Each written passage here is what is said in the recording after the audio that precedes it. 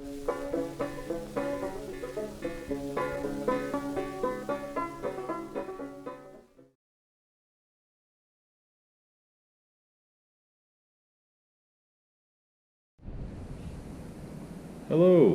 welcome back to the channel. We're making some more progress on this Kubota today. This video is part of a series of videos. If you'd like to see the previous video or next video, if there is one, which there will be a next one, look down in the description. That's where I put links to previous and next videos. So if you just happen to land on this video, have a look down there and navigate you back to the first one. This thing has a pretty good backstory. I won't go into that during this segment because we've already kind of hammered that to death during this series. But what we're doing today is sort of following up from our last segment. We have the hydrostat in the engine is back in place. The major hangers are just, they're just not torqued. I have to torque them all, but they're all connected. All I'm going to do today is I want to hear it run. I just want to hear it run, just for a little bit. We don't have all the coolant hoses that we need, so there's no coolant in the engine right now. But there is oil in the engine, and there's fluid in the hydraulic system. Well, there's fluid in the hydrostat. There's not a whole lot of fluid in the hydraulic tank right there because I drained most of that.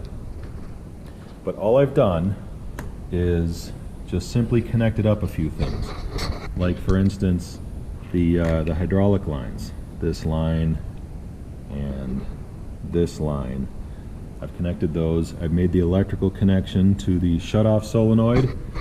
I put in the throttle cable bracket thinking that was the actual throttle cable. Turns out it's not, it's just an interconnect cable.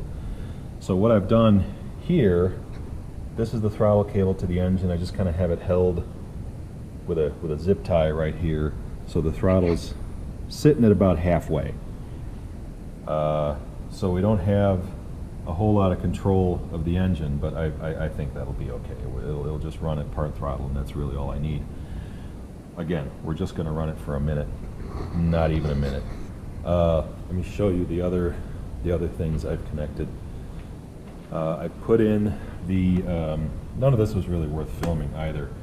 We put in the hydraulic cooler and just made the connections at the top and way down there at the bottom of the hydraulic cooler, and I made the electrical connections to the starter. That's all I did. It's all kind of boring stuff, so I didn't bother filming any of that. But I hooked up the hydraulic, for instance these guys right here, because if that hydraulic pump had any fluid in it, if I left my caps on those lines, that pump would try to push those fluids, and the pump would deadhead against, and the circuit would deadhead against those lines. Best case scenario, that would just stop engine cranking. Worst case scenario, it could cause damage. It could shear shafts, could hurt the starter, the flex plate, flywheel, what have you. This doesn't have a flex plate, it has a flywheel. So I made sure I wanted to connect those up. That's the reason I made all the hydraulic connections. So what we're going to do now, let's see, so there's a lift pump, manually operated lift pump. Boy, I'm going to have a hard time showing you that. So I'm just going to pump this until I get right there. My finger feel. So we're going to pump that. Okay, which I'm getting feel now. So we have a goofy thing going on here. This is the return manifold. That is a return manifold. That's supposed to be sitting here on top of these injectors. And this line is supposed to go right there on the return manifold, and the return fuel is supposed to go through this thing and out there. That's supposed to be the return to the tank, and it's supposed to pick up return fuel from the injectors too. So this thing provides a little back pressure. Let me tell you why that's important. There's a fitting right here on the injection pump that is directly connected to the output of the lift pump. So we can't just run a return to the tank, because if we just run this right to the tank, the lift pump circuit is not going to build enough pressure to feed the injection pump. So that's why I have this goofy thing set up with my return coming here through a clamp to provide a little restriction into the tank right here. This is just for right now, just for today. We're just missing the parts for this guy. That's why it's not on. So I got some feel on the pump, so I think we're pushing fuel. Let's fire this thing up, see how it does. There we are. I have my my floor jack there. Turn the exhaust side. I have my floor jack under it, just in case it decides to, those wheels decide to turn. I'm going to turn my battery charger on, just to give the battery a little help, and we're going to crank it, see how it does.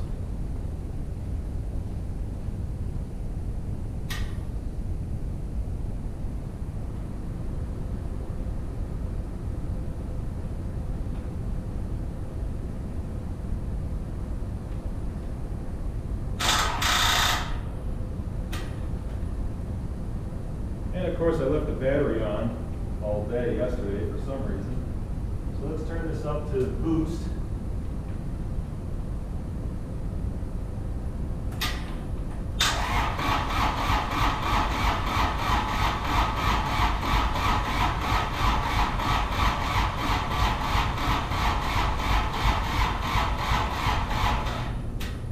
I'm not thinking that's fast enough. I'm not seeing any smoke either. It should be fueling. Let me get my jump pack. All right, let's see how we do.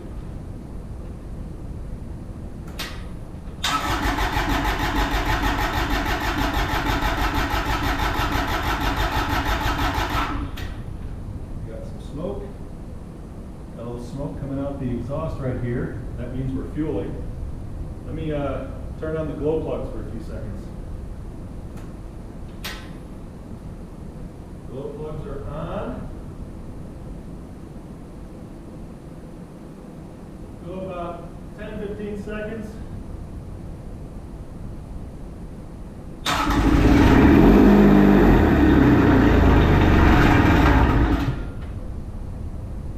Oh, that's a lot of smoke. That's a lot of smoke. Do you see all that? Let's hit it again. That is a lot of smoke.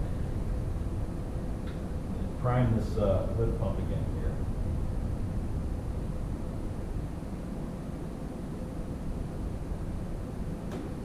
Let's try it again.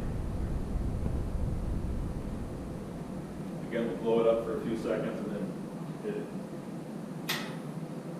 There's a glow.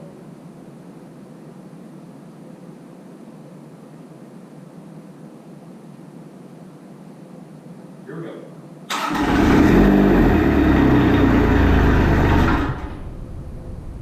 Wow, that's a lot of smoke. Oh my goodness. All right, so I tried to put you in the most advantageous position as possible, kind of get a bird's eye view of what's happening. So what we're going to do is we're going to disconnect these injection lines, disconnect them down here, take off the injection harness, remove the injectors, put new injectors in, and the operation will go in reverse. Now these lines are just 17 millimeter. These nuts are 17 millimeter also. I'm going to take the end, this first line completely off. Maybe I'll take this line completely off. And we'll do that instead. Let's get, first things first though,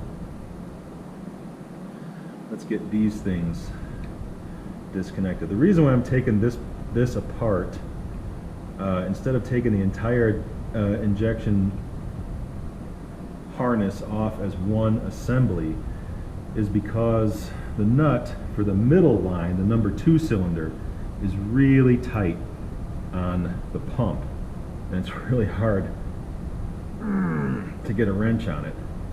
So I'm just going to take these off kind of one at a time. That one doesn't want to come. So if it's not the injectors that's the problem, what is it? It's going to be the injection pump itself. The relationship between the injectors and the pump is purely mechanical.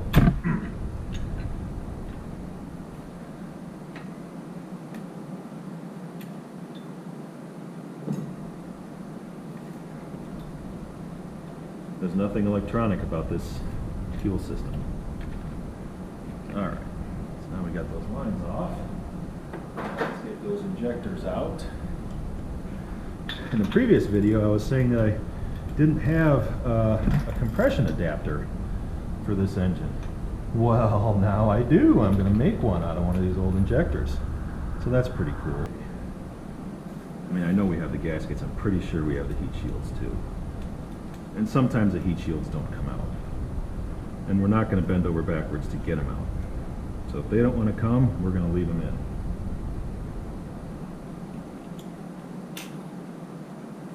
But we're certainly not going to leave in that gasket. That gasket has to come out. So we have new copper gaskets. We're just going to stick them in the hole, let them sit down right in there above those heat shields. And then we're going to put the new injectors in. Oh, and good news about these injectors, they already come with this washer and the nut. So we can put the return manifold back on. That's cool.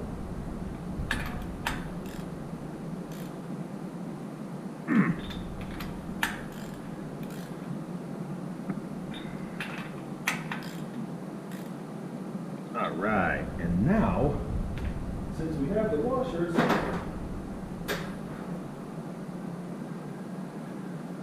these are the special washers I was talking about in the previous segment. They have 2 holes in them.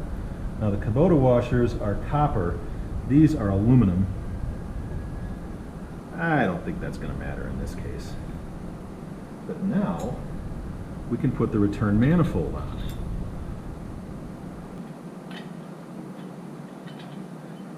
Must have got a little burr on this thread.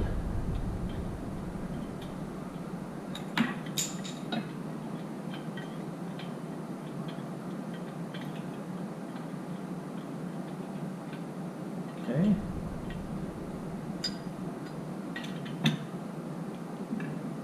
Nice and snug.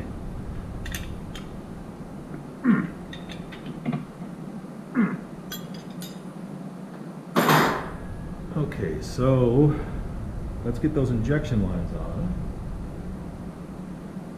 Of course, I didn't mark any of them, so we're just going to have to fake it.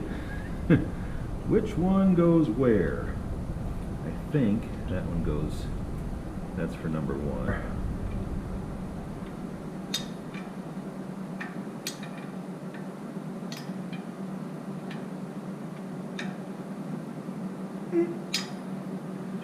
Nice and tight.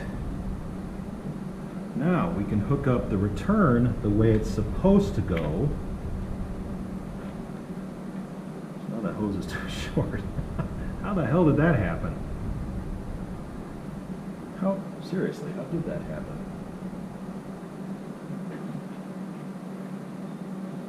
Is that...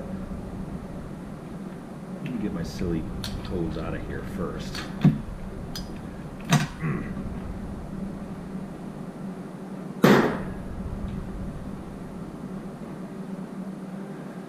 Maybe the hose got cut. Maybe that's why. I found a lot of hoses and lines and stuff that were cut on here by someone else. Let's do this the right way. Again, I should have clamps on here. Before I'm done with this, I will put clamps on.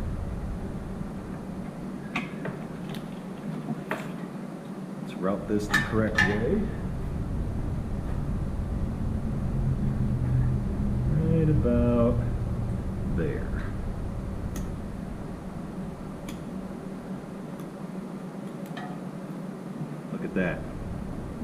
That's how it's supposed to be.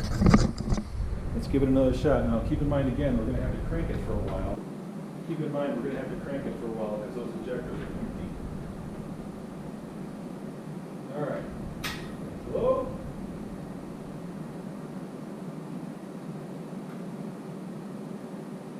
And go.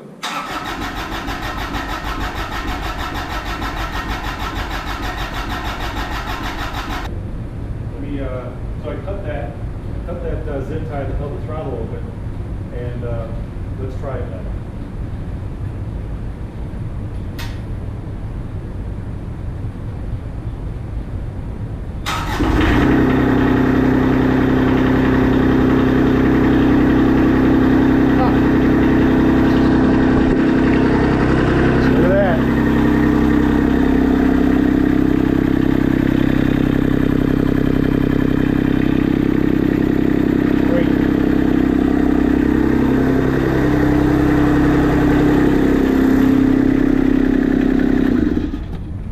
Certainly don't want to run it too long because we don't have coolant. All right, so I think injectors were definitely the thing. I'm real happy with this. It's running just fine. So we're done for today. The next thing we're going to do is just hook up everything, make sure we have coolant, and take it out for a spin. Thanks for watching. You guys have a good time. Good weekend. Have a good weekend.